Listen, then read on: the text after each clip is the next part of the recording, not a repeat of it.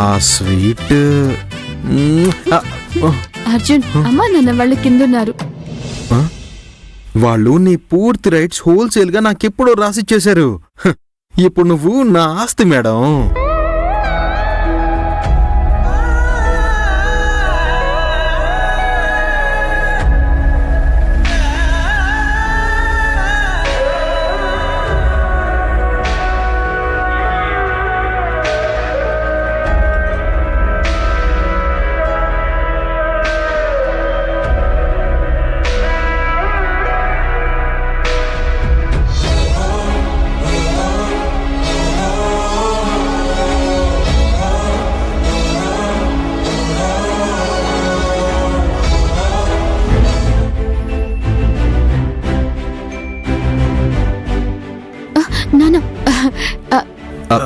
నానా, రండి మామా, ఇదిగోండి జ్యూస్ తీసుకోండి. Thank you. అల్లుడు. మామా, నాకు ఒక ముఖ్యమైన పనుంది, అది పూర్తి చేసి వస్తాను. ఆగండి అల్లుడు, మీతో కొంచెం మాట్లాడాలి. మామా. ఏంటి అల్లుడు, ఎందుకు నన్ను చూసి భయపడి పారిపోతున్నారు? మిమ్మల్ని సత్యాన్ని ఇలా జంటగా చూడడం ఎంత సంతోషంగా ఉందో తెలుసా? అవును మామా, అందరూ మమ్మల్ని ద బెస్ట్ పైర్ అని అంటున్నారు తెలుసా. అయితే మ్యారీడ్ లైఫ్ జాలీగా ఉంది అంతే కదా అల్లుడు? సత్య మిమ్మల్ని చాలా ప్రేమిస్తుంది అల్లుడు గారు. కానీ అదే టైంలో తనకు కొంచెం కోపం ఎక్కువ, అలాగే రోషం కూడా బాగా ఎక్కువ.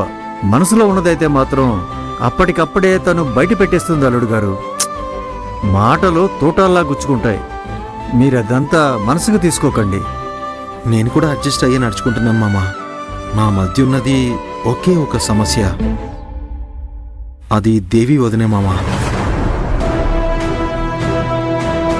దేవి వదిన విషయంలో సత్య బాగా ఓవర్గా ఇన్వాల్వ్ అవుతుంది మామా. అది అన్నకి నచ్చట్లేదు, బాగా డిస్టర్బ్డ్గా ఉన్నాడు. అది చెప్తే సత్య అర్థం చేసుకోవట్లేదు. దానివల్లే మా మధ్య చిన్న చిన్న గొడవలు వస్తున్నాయి మామా. మీరు తన కొంచెం అడ్వైస్ చేయండి మామా. అది తప్ప ఆల్ గుడ్. అల్లుడు, సత్య మనసు బాగా దయగల మనసు. తెలిసిన వాళ్ళు, తెలియని వాళ్ళు, అయిన వాళ్ళు, కాని వాళ్ళని భేదభావాలు చూడదు. ఒకరు కష్టపడుతున్నారని తెలిస్తే వెతుక్కుంటూ వెళ్లి సహాయం చేస్తుంది. చిన్న చిన్న విషయాలకి నేనున్నానని ముందు నిలబడుతుంది. తప్పని తెలిసిందంటే వాళ్ళు ఎవరైనా సరే చొక్కా పట్టుకుని దులిపి పాడేస్తుంది. న్యాయం కోసం ముందుండి పోరాడుతుంది. అదే తన గుణం. దాన్ని నేను కూడా మార్చలేను. కానీ మీరే అది అర్థం చేసుకుని అడ్జస్ట్ అవ్వాలి అల్లుడు. నాన్న, చాలా థ్యాంక్స్ నాన్న. మీకు నేను ఎంత రుణపడి ఉన్నా తక్కువే. అందువల్ల అల్లుడు, భార్య దగ్గర ఈగో అహం చూడకుండా కొంచెం అడ్జస్ట్ చేసుకోండి. Without wife the world is black and white. With wife it's very colourful. అలా అని జీవితాన్ని అనుభవించిన ఒక మహాజ్ఞాని చెప్పాడు. ఎవరు మామా ఆ మహాజ్ఞాని? అది నేనే బాబు, అనుభవంతో చెప్తున్నా. సూపర్ మామా.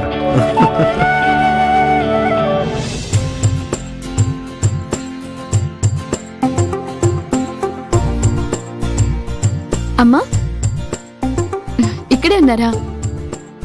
ఇదిగోండి జ్యూస్ తీసుకోండి. జ్యూస్ ఏం వద్దమ్మా. సత్య, నువ్వెలా ఉన్నావమ్మా? నాన్న ప్రేమ, మీ దయ నాకు రెండు వైపులా రెండు రెక్కల్లా ఉన్నాయమ్మా. మరి అలాంటప్పుడు నేను గాల్లో ఎగరకుండా ఎలా ఉంటాను చెప్పండి? ఈ మాటలతోనే నువ్వు ఎక్కడున్నా దర్జాగా బ్రతికేస్తావమ్మా. అది లేకపోతే ఈ ఇంట్లో కొంతమంది నన్ను తొక్కి చంపేస్తారు కదమ్మా. ఎలానో అమ్మా. శత్రువింట్లో అడుగుపెట్టి సంసార జీవితాన్ని మొదలుపెట్టావు. మీ అక్కని కూడా చాలా తెలివిగా ఇంట్లోకి తీసుకొచ్చి ఇన్ని రోజులు జాగ్రత్తగా చూసుకుంటున్నావు. చాముండేశ్వరి కోటలో ఇలా జరుగుతుందని నేనస్సలు ఊహించలేదమ్మా. అదంతా నేను నలన్ గారి కూతుర్ని అన్న ఒకే ఒక కారణంతో అమ్మా. దేవిని తీసుకొచ్చి పండక్కి ఇంట్లో ఇలా దిగపెట్టడం ఇప్పుడు తలుచుకున్నా నేను నమ్మలేకపోతున్నాను. మేం చెప్పిన కథలన్నీ మారు మాట్లాడకుండా చాముండేశ్వరి విన్నది కదా. ఈ చాముండేశ్వరి ఎవరు చెప్పినా ఏమి వినదమ్మా.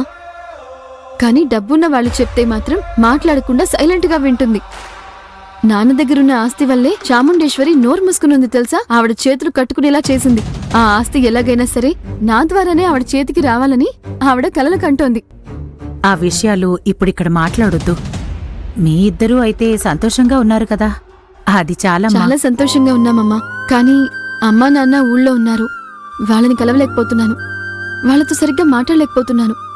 ఆ ఒక్క లోటే నా మనసును తొలిచేస్తోంది. కొన్ని సాధించడానికి కొన్ని త్యాగాలు చేసి తీరాలమ్మా. కాలం కలిసొచ్చినప్పుడు వాళ్ళు కూడా మీ దగ్గరకొస్తారు. అదంతా ఆలోచించి మనసు కష్టపెట్టుకోకమ్మా. దేవిని తీసుకొచ్చి అభితో కలిపాం. ఇక మీదట వాళ్ళు సంతోషంగా కలిసుండేలా చేయడం నీ బాధ్యతమ్మా. దేవుడికి దండం పెట్టుకో, నీ కలలన్నీ నెరవేరుతాయి.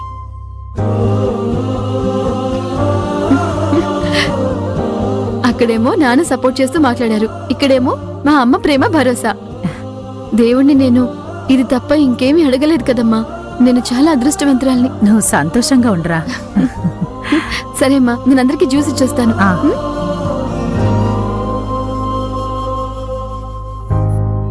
సత్య, నువ్వు నా కడుపునెందుకు పుట్టలేదురా?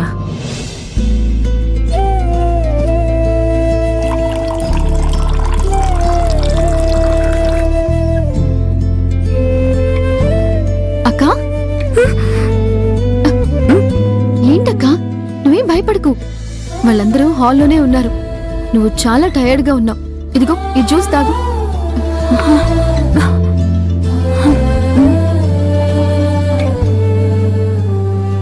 చూసావక్క, మళ్ళీ నిన్ను నలన్ నాన్న ద్వారా ఈ ఇంటికి వచ్చేలా చేసి అందరికీ షాక్ ఇచ్చాను. అవును సత్య, అయినా కూడా నాకు చాలా భయంగా ఉంది. చాముండేశ్వరి సుభద్ర కలిసి మళ్ళీ ఏం గొడవ చేస్తారో ఏంటో. ఎందుకు భయపడుతున్నావక్క నువ్వు?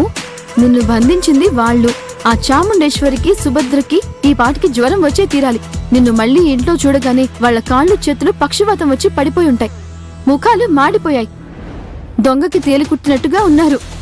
నువ్వు గమనించావో లేదో తెలియదు కానీ నేను మాత్రం అన్ని గమనిస్తూనే ఉన్నా. నా ఇంట్లో బంధించింది శృతిని, వాళ్ళు కాదు సత్య.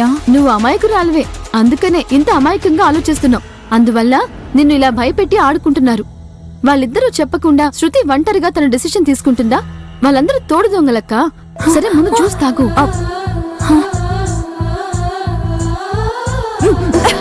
అయ్యో అక్క, మెల్లగా తాగక్క. ఎందుకు ఇంత టెన్షన్ పడుతున్నావు? అది కాదు, ఎవరైనా చూస్తారో ఏమో. నేను వెళ్తాను. అక్క, ఏంటమ్మా, మళ్ళీ మీరిద్దరూ ఒకటయ్యారా? అది ఏం లేదు అంటే మావయ్య నేను. కోడళ్ళిద్దరూ ఎంతో ఐకమత్యంగా ఉన్నారు. ఇలానే ఉండాలమ్మా, ఎప్పుడూ ఇలాగే ఉండాలమ్మా. అప్పుడే ఇల్లు సంతోషంగా కళకళ్లాడుతూ ఉంటుంది. నిన్న మీరు లెటర్ రాసి పెట్టి ఊరికి వెళ్ళడం వల్ల రాత్రంతా దిగులు పడుతూ ఉన్నది